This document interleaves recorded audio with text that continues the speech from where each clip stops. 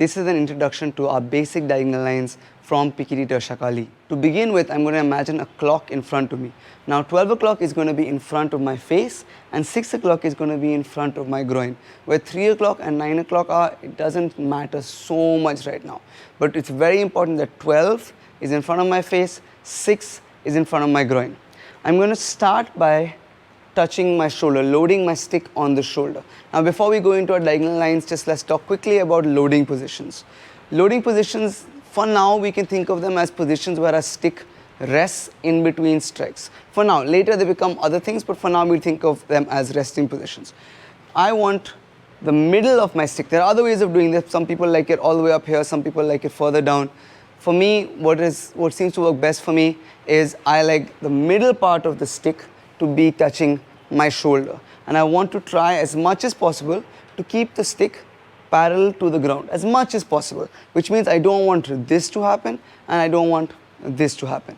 Essentially what I'm trying to achieve is I'm trying to still have the same amount of reach and range with my weapon, but minimize the arc. By arc, what I mean is if you just keep track of the tip of my stick, the further back I start, the longer it takes for my stick to reach its target, the top of my stick.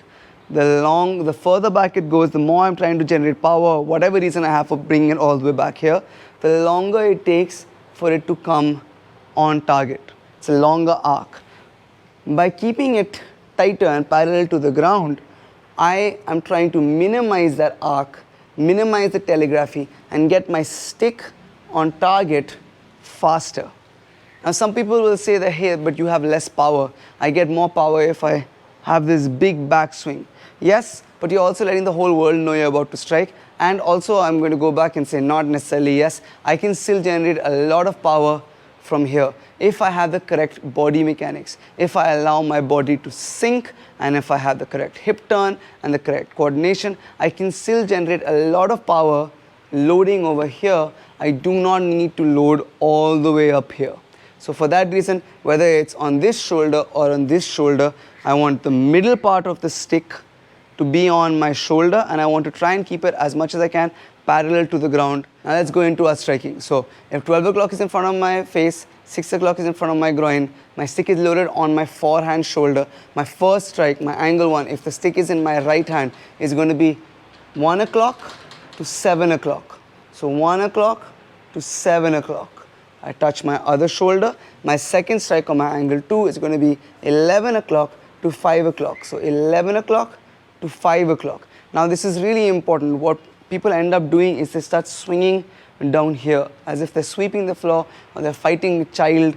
But the point of having 12 o'clock in front of your head and 6 o'clock in front of your groin is to make sure that you are striking in front of you and you're cutting through, because you don't want to do the opposite either. You don't want to be doing this either. You want to make sure, especially in the strikes that we are doing right now, which are your fluid slashes, we want to be cutting through all the way from the clavicle or the neck to the hip. Touch the shoulder from 11 o'clock all the way down to 5 o'clock. So if 6 o'clock is where my groin is, in front of my groin, 5 o'clock is here, 7 o'clock is here. I'm going 11 all the way through. Touch my shoulder, 1 to 7, 11 to 5, 1 to 7, 11 to 5. Again, the biggest mistake I see people doing is either they're striking too low or they're not cutting deep enough. They're doing something like this. There are broken slashes which come later on in this in the fundamentals playlist. There are broken versus fluid slashes. Right now we're focusing on fluid slashes, and for the fluid slashes we really want to cut all the way through from 1 o'clock to 7 o'clock, 11 o'clock to 5 o'clock. You can do 2 o'clock and 10 o'clock, but I have found that the closer you come to 3 o'clock and 9 o'clock, the closer you come to horizontal strikes, the wider your strikes tend to be, and the more exposed your arm tends to become. Now this is the fundamentals. This is the fundamentals video. So we're talking about people who don't have too much experience. Once you have experience, you can strike even horizontal strikes and still keep them tight without exposing the arm to being hit. I can still keep a tight horizontal strike. But in the beginning, it becomes really hard. And at least from my experience, I found the closer I came to horizontal strikes, so 3 o'clock and 9 o'clock, the more my hand would get hit. So 1 o'clock and 11 o'clock are purely there for now to A, keep your strikes tighter, less telegraphed, and to protect your own hands from being hit. The next thing is, let's talk about follow through. Now the way that follow through is explained to me is that if I am fighting someone behind me, this follow through is to act as a deterrent for someone coming behind me. This follow through is to act as a deterrent for someone coming behind me. However, the way that I find it works better is it's a thing for power. Fluid slashes are power slashes. I'm trying to hit hard. I'm trying to cut through things. And so follow through, whether you play cricket or tennis or golf, we constantly hear the word follow through because I'm cutting through something, I'm hitting through something. That follow through is going to give you power, especially on the backhand. Have a big follow through. Do not do this. Do not try and be tight or cheap with your elbow position. Let it go. Let the arm go, let it go. It's better right now for us to have big movements that with practice and depending on the context, we make them more efficient and we cut them down to smaller, more efficient movements than for us to start really small and then struggle to really reach the full extent of our range when we need to fight, which is a big problem that people have. So have a nice, big follow through when you're striking. The last thing we're going to talk about in this video is the reverse diagonals. We've spoken about our basic diagonal lines. We're going to talk about our reverse diagonals. So your angle 3 and 4.